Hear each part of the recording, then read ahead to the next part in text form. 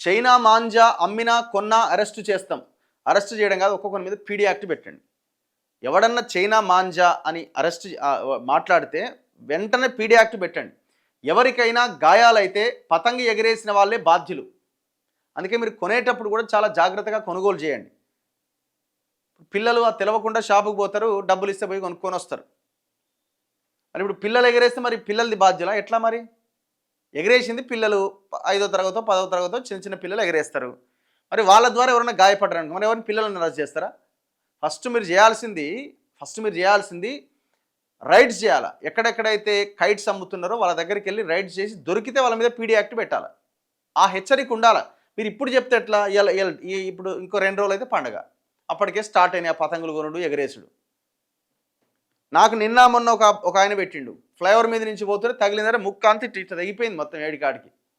చచ్చిపోవడమే కదా. ఎందుకు అంటే అది దాంట్లో గాజు ముక్కల్ని పౌడర్ లాగా చేసి ఆ పౌడర్తోని ఆ దారం తయారు చేస్తారు, ఆ మాంజా తయారు చేస్తారు. అంటే అది ఒక రకంగా చెప్పాలంటే కత్తి కంటే చాలా పదునైందనమాట. అంత అంత షార్ప్ ఉంటుంది. నెలలోనే 103 కేసులు అయినాయట, 143 మంది అరెస్ట్ అయ్యారట. సిపి సజ్జనార్ 1,24,00,000 విలువైన చైనా మాంజా సీజ్ చేసిరట. ఇది నాన్ బయోడిగ్రేడబుల్, ఇది భూమిలో కలవదు, ఇది బ్యాండ్ థ్రెడ్. అందరికి నమస్తే. సో అది భూమిలో కలవదు, అది భూమిలో కూడా కలవదు. సో అది అట్లే ఉండిపోతుంది. ఎందుకంటే అది గాజు పౌడర్తో తయారు చేయబడ్డది.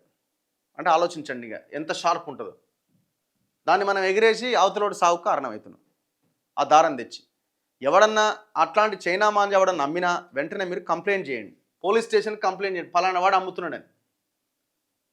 చైనా మాంజాతో పతంగులు ఎగరేస్తే చర్యలు తప్పవని Hyderabad police commissioner VC Sajjanar హెచ్చరించారు. చైనా మాంజాతో ఎవరికైనా గాయాలైతే పతంగి ఎగరేసిన వ్యక్తులని బాధ్యులుగా చేసి కేసులు పెడతాం, దుకాణంలో వదిలేస్తాం. అంతేనా? మీరు ఇంకొకటి చేయాల్సింది ఏంటి? అసలు ఇది ఎక్కడ తయారవుతున్నది, ఎక్కడ తయారై ఇక్కడికి వస్తున్నది? సో ఫస్ట్ తయారయ్యే ప్లేసెస్ మీద రైడ్స్ చేసే ప్రయత్నం చేయండి. ఇప్పుడు షాపోడు అరే బాబు మీద ఎవడమ్మిండు అంటే పలానా వాడు అమ్మిండు, వాడిని అడిగితే వాడు అట్లా ఎక్కడ తయారు చేసినా దొరుకుతుంది కదా.